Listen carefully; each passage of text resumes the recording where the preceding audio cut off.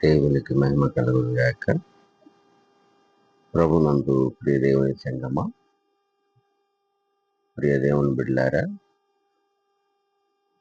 అందరికీ ఈ ఉదయకాలపు శుభములు, దైవ దీవెనలు తెలియజేస్తున్నాను.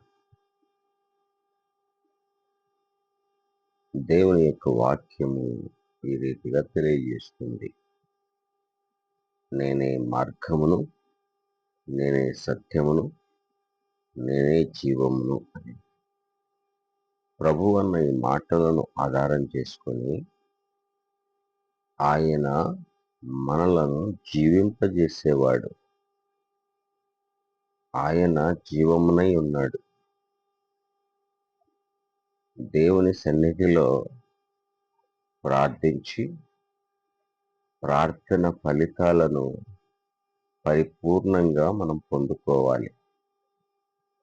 ఎప్పుడైతే ప్రార్థన విడిచిపెడతామో, ఎప్పుడైతే ప్రార్థన మన జీవితంలో స్థిరత్వాన్ని కలిగి ఉండదో, అనగా దేవునితో సహవాసం చేయకుండా ఉంటామో, దేవుని కార్యాలను మనము రుచి చూడలేము.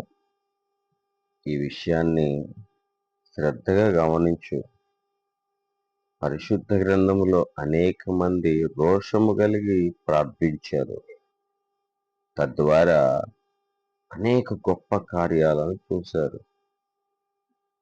ఏలియా ప్రార్థించాడు రోషము కలిగి. సారేపతులో ఉన్న విధవరాలి కుమారుడు జీవాన్ని పొందుకున్నాడు. నిర్జీవమైన స్థితిలో, నిరుత్సాహం కలిగినటువంటి పరిస్థితిలో, నిస్సహాయత కలిగినటువంటి పరిస్థితిలో ఆ కుటుంబం ఉన్నప్పుడు ఏలియా చేసిన ప్రార్థన ఆ కుటుంబం పట్ల దేవుని కార్యము ఊహించని రీతిగా జరిగించబడింది. సంతోషము, సమాధానము, నెమ్మది పొందుకున్నది. నీ జీవితము నిర్జీవమైన స్థితిలో ఉన్నప్పుడు కృంగిపోనక్కర్లేదు. మోకాళ్ళ అనుభవము, ప్రార్థన అనుభవము నీకు చాలా ప్రాముఖ్యమైనది. ఎలీషా ప్రార్థించాడు షూనేమీరాలు కుమారుణ్ణి బ్రతికించటానికి. నిస్సహాయత కలిగిన పరిస్థితిలో, నిరుత్సాహము కలిగిన పరిస్థితిలో ఆ కుటుంబం ఉన్నది. ఎలీషా ప్రార్థించాడు నిర్జీవమైనటువంటి వానిని సజీవునిగా చేయటానికి. దేవుని గొప్ప కార్యం దిగి వచ్చింది. రోషము కలిగి ప్రార్థించు, రోషము కలిగి ప్రార్థించు. దేవుని మేలును నీవు చూస్తావు. దేవుని యొక్క గొప్ప కార్యాన్ని నువ్వు చూస్తావు. ప్రియ దేవుని బిడ్డలారా, ప్రార్థనలో ఉన్నటువంటి శక్తిని నీవు ఎన్నటికీ చేజార్చుకొనవద్దు. నీవు నీ కుటుంబము సంతోషభరితునిగా ఉండాలి, ఆనందభరితునిగా ఉండాలి. దేవుని సముఖమందు, దేవుని యొక్క సన్నిధిలో ప్రభువును ఆశ్రయించి నీవు నీ కుటుంబము నిత్యానందభరితులుగా దేవుని పరిచర్యలో సాగిపోవాలి. అలాగూ ఉండాలంటే ప్రార్థనే బలమైన ఆయుధం అని జ్ఞాపకం చేసుకో. ప్రార్థన లేని జీవితం శూన్యము. ప్రార్థన లేని జీవితం సున్నా.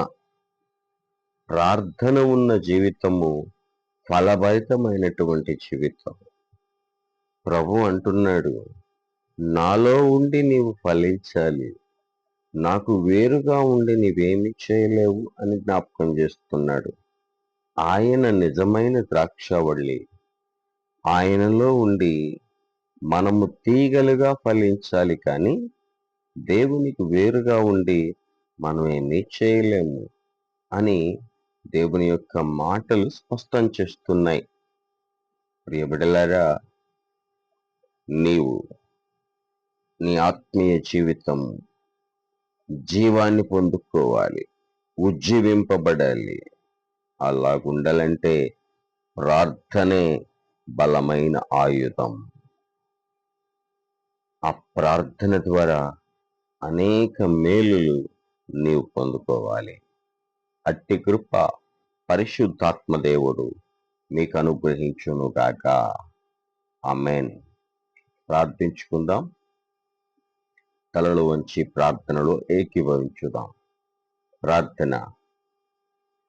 సకల ఆశీర్వాదములకు కారణభూతుడవైన మా ప్రియ పరలోకపు తండ్రి, మీ ఘనమైన ప్రశస్తమైన నామమునకు వేవేల కొలది స్తుతులు స్తోత్రాలు చెల్లిస్తున్నాము.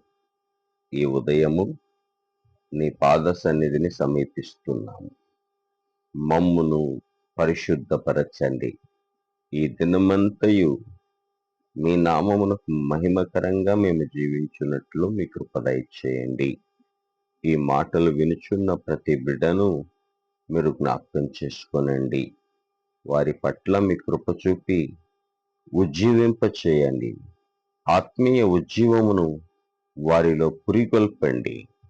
మీ సన్నిధి ప్రసన్నత బిడ్డలకు తోడుగా ఉంచి ప్రతి విషయంలో మీ నామమునకు మహిమకరంగా బిడ్డలు ఈ దినము జీవించున్నట్లు అపవాదికి ఏ విధమైన అధికారము లేకుండా లయపరచి మీ కృప సహాయము బిడ్డలకు దయచేయమని, వారి తలంచుచున్నటువంటి ప్రతి ఆలోచన యావత్తును సఫలపరచమని, పనిబాటలన్నింటిలో ప్రయాణాలలో మీ కృప దయచేయమని యేసు పరిశుద్ధ నామములో ప్రార్థించి వేడుకుంటున్నాము పరమ తండ్రి.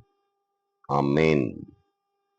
మన తండ్రి అయిన దేవుని ప్రేమ, ప్రభువైన యేసుక్రీస్తు వారి కృప, పరిశుద్ధాత్మ దేవుని సహవాసము సదా మీకు తోడై నడిపించునుగాక. ఆమేన్. అందరికీ వందనాలు. Thank you.